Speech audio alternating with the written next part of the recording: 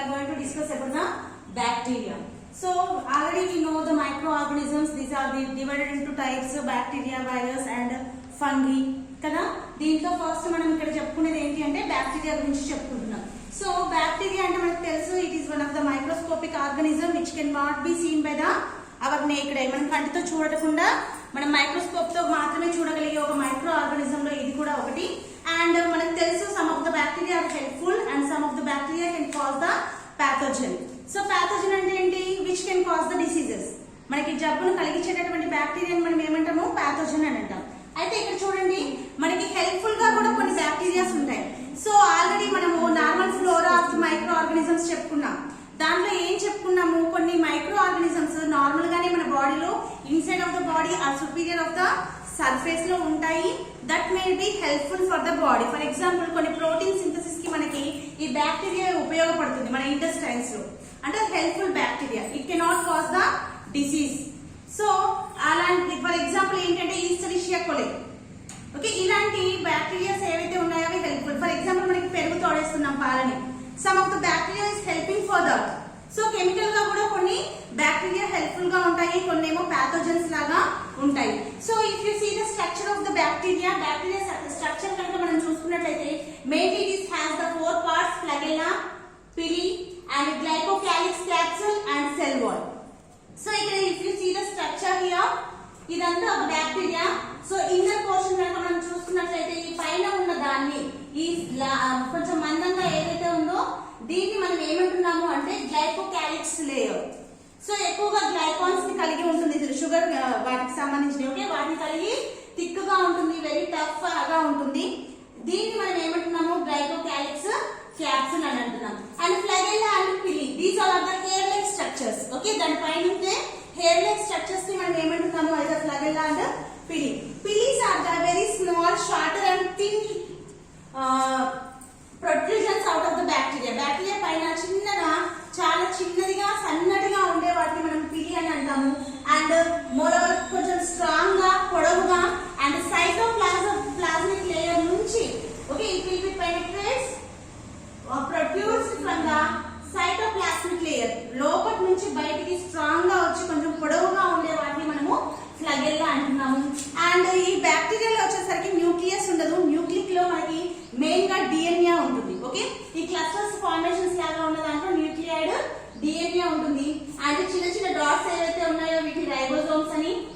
And ఈ మొత్తం ఇవన్నీ వేర్ ద న్యూక్లియాయిడ్స్ అండ్ ప్లాస్మోడిక్ రైబోజోమ్స్ ఇవన్నీ ఉన్నాయో దీన్ని సైటోప్లాజం అని.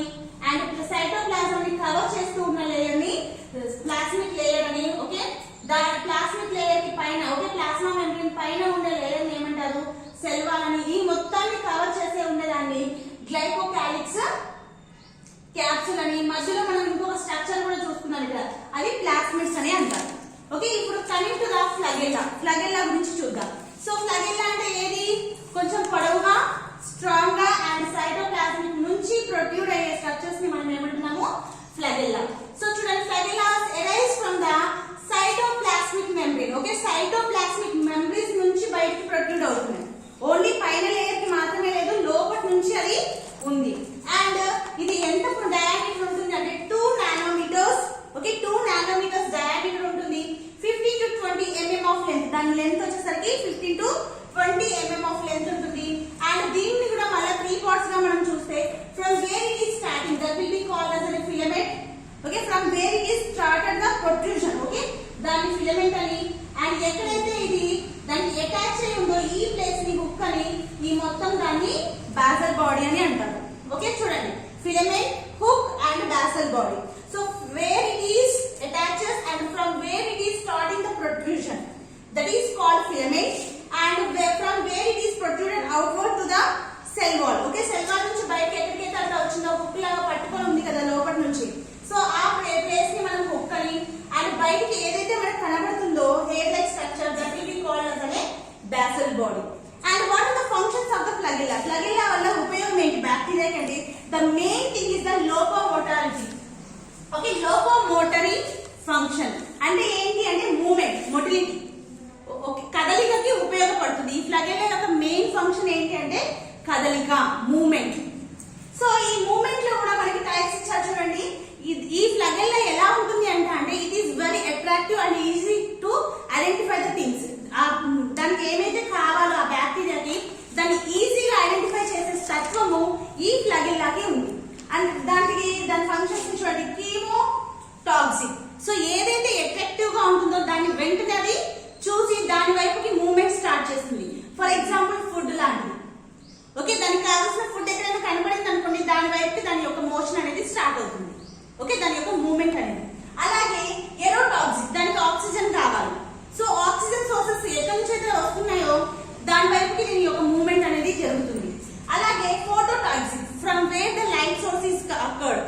లైటింగ్ కి వెళ్ళాలనుకుంది. సో లైట్ సోర్స్ ఎక్కడి నుంచి అయితే వస్తుందో, ఎక్కడైతే లైటింగ్ ఉందో అక్కడికి దాని మూవ్మెంట్ అనేది జరుగుతుంది. The main function of the flagella is only motility. అది కూడా చాలా సెన్సిటివిటీగా వెంటనే ఐడెంటిఫై చేయగలుగుతుంది. దానికి కావాల్సిన న్యూట్రిషన్ ఫుడ్ ఎక్కడ ఉంది, ఆక్సిజన్ ఎక్కడ దొరుకుతుంది, అలాగే లైట్ ఎక్కడ ఉంది అనే దాన్ని ఈజీగా ఐడెంటిఫై చేసి దాని వైపుకి దాని యొక్క మూవ్మెంట్ ని చేస్తుంది. Next coming to the pili. పిలికి ఇంకొక పేరు ఏంటంటే fimbriae. It is also called as an fimbriae. Very shorter and thin structure. Very shorter, చాలా చిన్నవి మరియు చాలా సన్నవి. Shorter and thin structure will be called as an fimbriae. దీనికి ఇంకొక పేరు పిలి. పిలి అన్నా ఫింబ్రియే అన్నా ఒకటే. ఇవి హెయిర్ లైక్ స్ట్రక్చర్స్, వెంట్రుకల లాగా ఉంటాయి. అప్పుడే కనుక మనం ఫర్ ఎగ్జాంపుల్ ఎవరైనా గుండు కొట్టించుకున్నారనుకోండి, అప్పుడే వచ్చే చిన్న చిన్న వెంట్రుకలు ఎలా ఉంటాయి, సేమ్ అలాగే ఉంటాయి. ఓకేనా, అంటే చిన్నగా సన్నగా ఉంటాయి. సో దీని యొక్క లెంత్ చూడండి, 0.1 to 1.0 mm లెంత్. ఓకే, సెంటీమీటర్స్ లో ఉండే చిన్న ఎంఎం ఏదైతే ఉందో దానికంటే కూడా చాలా చిన్నవి. ఓకే, అండ్ దీని యొక్క థిక్నెస్ ఎంత ఉంటుందంటే లెస్ దెన్ 10 mm. 10 mm కంటే తక్కువ ఉంటుంది. అండ్ ఈ ఫింబ్రియే అనేది మనకి ఎందులో కనిపిస్తాయంటే bacterias are divided into 2 types. Gram positive and gram negative అని 2 రకాలు ఉంటాయి బ్యాక్టీరియా. దాని గురించి ఇన్ ఫ్యూచర్ అంటే నెక్స్ట్ క్లాస్ లో చెప్పుకుంటాం మనము. సో ఈ ఫింబ్రియే మనకి ఎక్కువగా ఎక్కడ కనిపిస్తుంది అంటే గ్రామ్ నెగిటివ్ బ్యాక్టీరియాలో కనిపిస్తుంది. గ్రామ్ నెగిటివ్ బ్యాక్టీరియాలో పిలి ఉంటుంది, గ్రామ్ పాజిటివ్ లో మనకి కనిపించదు. ఓకే, అండ్ ఎన్ని ఉంటాయి ఈ పిలి స్ట్రక్చర్స్ అనేవి బ్యాక్టీరియాకి ఎన్ని ఉంటాయి అంటే up to 100 to 500 fimbriae will be present in the each bacteria. And compose ఈ బ్యాక్టీరియాలో ఉండే ఈ ఫింబ్రియే దేంతో తయారవుతుంది అంటే ఒక ప్రోటీన్ తోటి తయారవుతుంది. దాన్ని పైలింగ్ అని అంటారు. ఓకే, దేంతో తయారవుతుంది? It is composed of protein called piling. Okay, protein తో తయారవుతుంది కాబట్టి దీన్ని పిలి అని కూడా ఎందుకు పేరు వచ్చింది అంటే because it is formed with the protein calling piling. So దీన్ని షార్ట్ కట్ లో పిలి అన్నారు. Okay, next what are the functions of the fimbriae. Fimbriae యొక్క మెయిన్ ఫంక్షన్ అడ్హెషన్. అంటే for example what is the targets host of the bacteria. బ్యాక్టీరియాకి ఒక target, ఎక్కడికి వెళ్ళాలి అని ఒక టార్గెట్ ఉంటుంది కదా, ఆ టార్గెట్ కి వెళ్ళడానికి ఈ ఫింబ్రియే ఫ్లాగెల్లా మనకి హెల్ప్ చేస్తుంది. అక్కడికి వెళ్తుంది. వెళ్ళిన తర్వాత ఏంటి, అది అక్కడే ఉండాలి. అక్కడ నుంచి జరగకోకుండా ఆ టార్గెట్ సెల్ ని రీచ్ అయిన తర్వాత ఆ సెల్ మీద దాని యొక్క యాక్షన్ చూపించాలి. మరి అది కదలకుండా ఉండాలంటే ఏం చేయాలి, దానికి అతుక్కుపోవాలి. అలా అతుక్కోవడానికి అడ్హెషన్ కి హెల్ప్ అయ్యేది ఏంటి అంటే ఫింబ్రియే. ఈ పిలి ఎందుకు యూజ్ అవుతుంది అంటే adhesion. The main function is adhesion.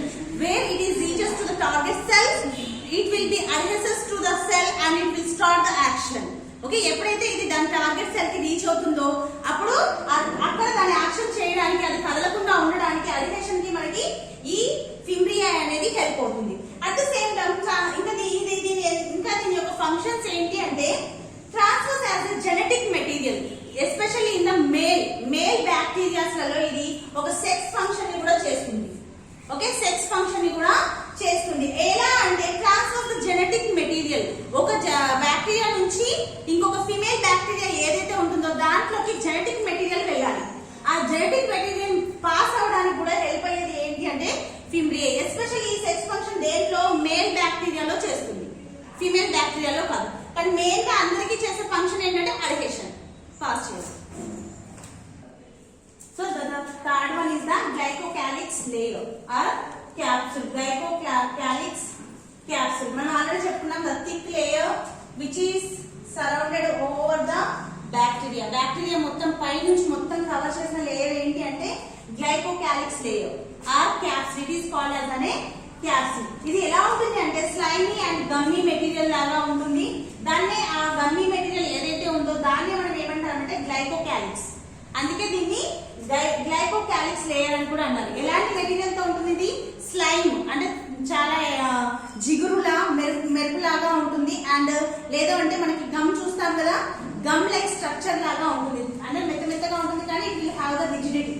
Okay, so అలాంటి మెటీరియల్ ని మనం ఏమంటున్నామంటే గ్లైకోకాలిక్స్ అంటున్నాం. అందుకే దీన్ని గ్లైకోకాలిక్స్ మెంబ్రేన్ అన్నాం. అయితే దీంట్లో మళ్ళీ కొన్నిటికి క్యాప్సిల్ ఉంటుంది, కొన్నిటికి క్యాప్సిల్ ఉండదు. Some of the bacteria will have the capsule like glycocalyx layer. Some of the bacteria will not have the capsule. So capsule ఉన్నటువంటి బ్యాక్టీరియాని మనం ఏమంటున్నాం అంటే క్యాప్సులేటెడ్ బ్యాక్టీరియా అంటారు. ఒకవేళ క్యాప్సిల్ లేదనుకోండి నాన్ క్యాప్సిల్, అలాంటి వాటిని నాన్ క్యాప్సులేటెడ్ బ్యాక్టీరియా అని అంటారు. అయితే ఇది మేడ్ విత్ ఈ లేయర్ ఏదైతే ఉందో మనం అక్కడే మనం చెప్పొచ్చు గ్లైకాన్స్, గ్లైకోజన్ కదా, అంటే షుగర్. షుగర్ లో మనకి తెలుసు సాకరైడ్స్, పాలిసాకరైడ్స్, మోనోసాకరైడ్స్, మళ్ళీ సబ్ డివిజన్ ఉంటుంది. దాంట్లో ఇది పాలిసాకరైడ్స్.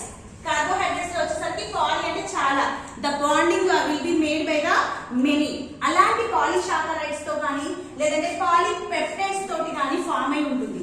అందుకే దీన్ని గ్లైకోకాలిక్స్ అన్నారు. ఓకే, సో ఇదేంటి పాలిసాకరైడ్స్ ఆర్ పాలిపెప్టైడ్స్ తోటి మేడ్ అయి ఉంటుంది. ఓకే, తయారు చేయబడి ఉంటుంది. పెప్టైడ్స్ అంటే ప్రోటీన్స్. ప్రోటీన్స్ లో మళ్ళీ టైప్స్ ఉంటాయి మనకి.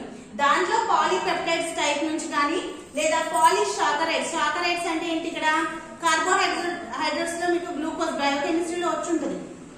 ఓకేనా, దాంట్లో మోనోసాకరైడ్స్ అట్లా ఉంటాయి కదా, దాంట్లో పాలిసాకరైడ్స్ తో కానీ ఇది ఏర్పడి ఉంటుంది. It is the species of the antigenic material. ఇది ఎలాంటి మెటీరియల్ తో ఉంటుంది అంటే యాంటీజెనెటిక్ మెటీరియల్ తోటి ఫామ్ అయినటువంటి స్పీసీస్ అంటే తెలుసు కదా, జాతుల్లాగా. ఓకే, ఇది ఏ టైప్ ఆఫ్ జాతికి సంబంధించింది, యాంటీజెనెటిక్ మెటీరియల్ తోటి ఫామ్ అయింది. దాని నేచర్ ఎలా అంటే, what is the nature of the capsule is the antigenetic and the functions of the glycocalyx layer చూసుకున్నట్లయితే ఇది ఎక్కడ హెల్ప్ అవుతుంది అంటే మనం ఆల్రెడీ పిలిలో చూసుకున్నాము, adhesion.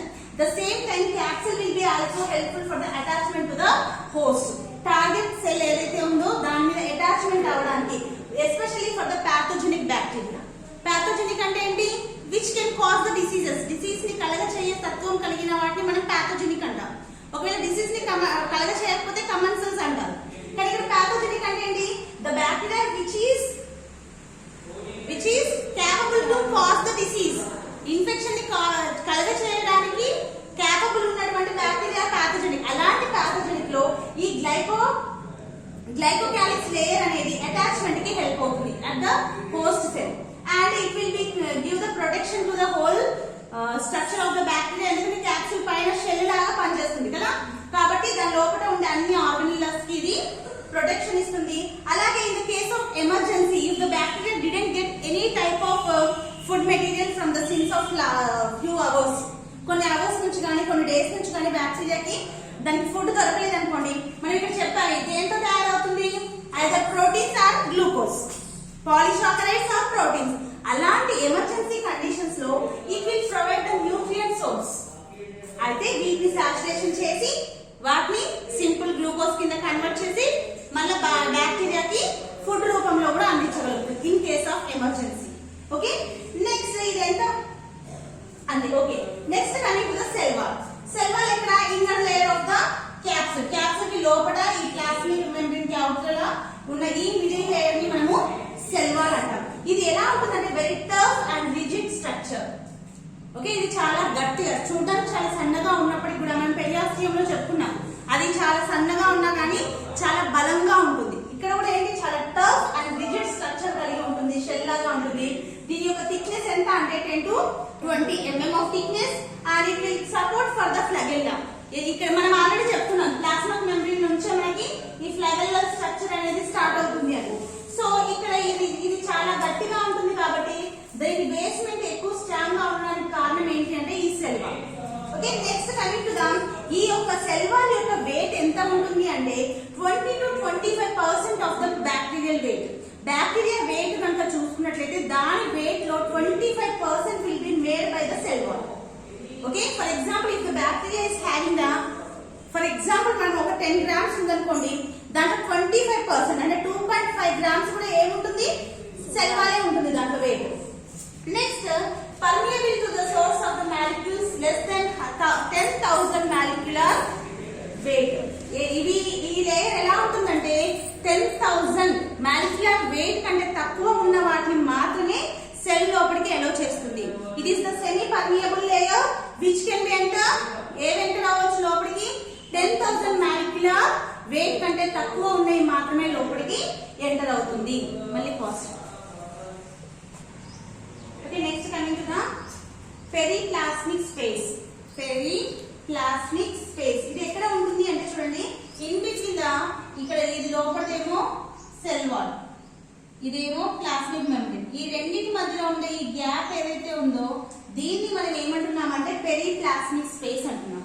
సో ఇది ఫంక్షన్స్ ఏంటంటే ఇది రిజిడ్ గా ఉండడానికి అండ్ ఒక షేప్ రావడానికి బ్యాక్టీరియాకి హెల్ప్ అవుతుంది. At the same time mechanical support ఇస్తుంది.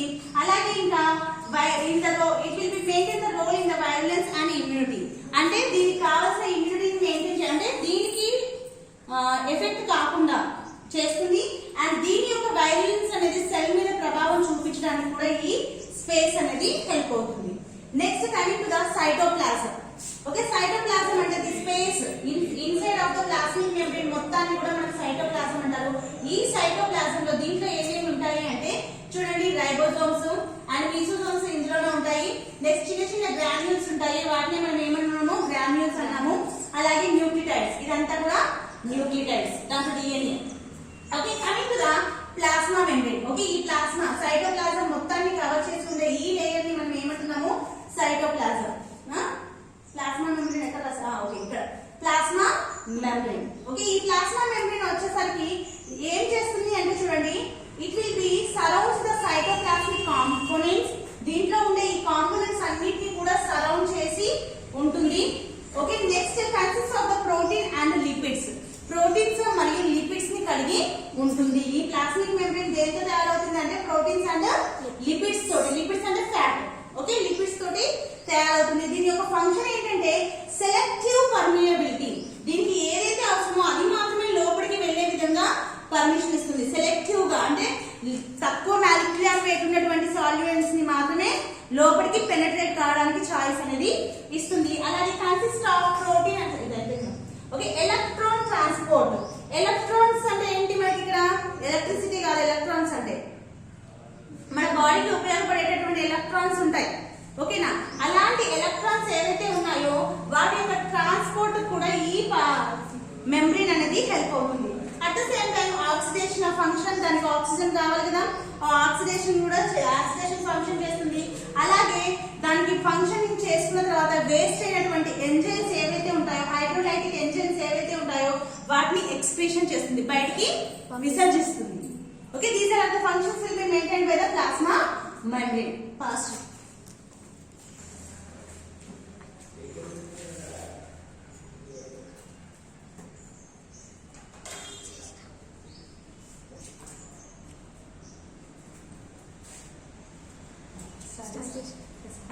okay, so the main portion of the bacteria is the cytoplasm. Cytoplasm అంటే ఈ లోపల ఈ కంటెంట్ మొత్తాన్ని మనం ఏమంటున్నాము, సైటోప్లాజం అంటాము. దీంట్లో ribosomes, mesosomes, nucleus and plasmids ఉంటాయి. So coming to the ribosomes, ఇవి ప్రోటీన్ సింథసిస్ కి హెల్ప్ అవుతాయి. ఓకే, రైబోజోమ్స్ అంటే మనం చూస్తున్నాం చిన్న చిన్న పార్టికల్స్ ఏవైతే ఉన్నాయో వీటిని రైబోజోమ్స్ అంటున్నారు. ఇవి ఎందుకు ఉపయోగపడతాయి అంటే ప్రోటీన్ సింథసిస్, అంటే which the protein is entered into the bacteria that will be synthesized to utilize. అది యూటిలైజ్ చేసుకునే విధంగా సింథసిస్ అనేది చేస్తుంది. Next coming to the mesosomes. ఈ మీసోజోమ్స్ కూడా ఈ రైబోజోమ్స్ లాంటి చిన్న చిన్న పార్టికల్స్ ఇక్కడ ఉంటాయి, గ్రాన్యులేటెడ్ పార్టికల్స్. ఇవి దేనికి ఉపయోగపడతాయి అంటే respiratory enzymes. It will B act like A ATP. ATP అంటే ఏంటి, విన్నారా ఎప్పుడైనా? ఏంటి, అమైనో ట్రైఫాస్ఫైడ్. అమైనో ట్రైఫాస్ఫైడ్స్ ఇవి మనకి రెస్పిరేటరీ సిస్టమ్ కి లాగా, మనకి రెస్పిరేటరీ సిస్టమ్ ఎలా అవుతా ఉందో బ్యాక్టీరియాకి రెస్పిరేటరీ సెంటర్స్ ఏంటి అంటే mesosomes. Okay, next coming to the nucleus. Actually ఇక్కడ న్యూక్లియస్ కి న్యూక్లియర్ మెంబ్రేన్ అనేది ఉండదు. No nuclear membrane will be happens here. And ఇది ఎలా ఉంటుందంటే లాంగ్ థ్రెడ్ లైక్ స్ట్రక్చర్ కలిగి ఉండి దాంట్లో డబుల్ డిఎన్ఏ ఉంటుంది. ఓకే, లాంగ్ చూడండి థ్రెడ్ లైక్ స్ట్రక్చర్స్ ఉండి దాంట్లో డబుల్ డిఎన్ఏ ఉంటుంది. అందుకే దీన్ని జీనోమ్ అంటారు లేదా క్రోమోజోమాటిక్ అంటారు. ఓకేనా, జీనోమ్ జీన్స్ ఎక్కడైతే ఉన్నాయో దాన్ని జెనెటిక్ మెటీరియల్ కదా మెయిన్ డిఎన్ఏ అంటే, కాబట్టి దీన్ని జీనోమ్ అని కూడా అనొచ్చు. And genetic information of the cell will be contained in the nucleus. Okay, దానికి కావాల్సిన జెనెటిక్ ఇన్ఫర్మేషన్ మొత్తం కూడా ఎక్కడ ఉంటుంది అంటే ఈ డిఎన్ఏ లోనే ఉంటుంది. అలాగే దీని యొక్క మెయిన్ ఫంక్షన్ ఏంటంటే replicates by the binary division. Binary division అంటే తెలుసుగా డబ్లింగ్ ఆఫ్ ద నెంబర్. ఒక కణం రెండు కణాలు అవడం, 2 4 4 8 8 16 అలా. ఓకే, బైనరీ డివిజన్ కింద ఇది సెల్ డివిజన్ లో హెల్ప్ అవుతుంది. Coming to the plasmids. ఈ ప్లాస్మిడ్స్ ఇంకొక పేరు ఏంటంటే episomes. Okay, extra nuclear genetic material consist of DNA is called as అనే plasmids. Okay, extra genetic material ఏదైతే మనకి దీంట్లో ఉందో with the DNA. Okay, DNA ఉన్నప్పటికీ ఎక్స్ట్రా అంటే ఎక్కువగా మనకి ఈ జెనెటిక్ మెటీరియల్ ఎక్కువగా ఉండేది ఇంకొక భాగం, న్యూక్లియస్ కాకుండా ఇంకొక భాగం ఏంటంటే అది ప్లాస్మిడ్స్. ఇవి కూడా మనకి సైటోప్లాజం లో ఉంటాయి. ఇది ఏం చేస్తుంది అంటే replicates the autonomously, replication of the number, దాని నెంబర్ ని ఇంక్రీజ్ చేయడానికి హెల్ప్ అవుతుంది. అలాగే మెయిన్ గా drug resistant of the bacteria ఏంటి అంటే ఈ plasmids. For example if you are taking the drug, ఒకసారి డ్రగ్ తీసుకున్నప్పుడు అవి ఇంకా రెసిస్టెంట్ గా ఉంటాయి. ఎలా అంటే బికాస్ ఆఫ్ ప్లాస్మిడ్స్. అంటే మనం డ్రగ్స్ తీసుకున్నాం అంటే యాంటీబయాటిక్స్ ని తీసుకున్నాం బ్యాక్టీరియాని కిల్ చేయడానికి, కానీ నార్మల్ గా కొన్ని డ్రగ్స్ కి ఆ బ్యాక్టీరియా చనిపోదు. అలా చనిపోకుండా ఉండడానికి ఏంటంటే ఇవి డ్రగ్ రెసిస్టెంట్ కలిగి ఉన్నటువంటి ప్లాస్మిడ్స్ ఉన్నాయి. ఇవి డ్రగ్ కి రెసిస్టెంట్ గా అంటే బలంగా ఉంటాయి, డ్రగ్ కి ఎదుర్కొనే శక్తిని కలిగి ఉండడానికి కారణం ఏంటంటే ప్లాస్మిడ్స్. అలాగే ఇంకా ఈ ప్లాస్మిడ్స్ ఎలా పనిచేస్తాయంటే టాక్సిజెనిసిటీ, అంటే దేనినైనా దాని యొక్క ప్రభావం చూపించాలి. దాని టాక్సిసిటీ అంటే దాని యొక్క ప్రభావం అంటే ఏంటి? ఇప్పుడు ఫర్ ఎగ్జాంపుల్ ఇన్ఫెక్షన్ కలిగించాలి అన్నది దాని యొక్క మోటో అనుకోండి. ఆ ఇన్ఫెక్షన్ కావాల్సిన టాక్సిసిటీని ప్రొడ్యూస్ చేసేది కూడా ఎవరు అంటే plasmids. Okay, did you understand the cytoplasm? These all about the bacterial structure. Okay, is it okay? Is there any doubt in the bacteria? Okay, thank you. Stop this.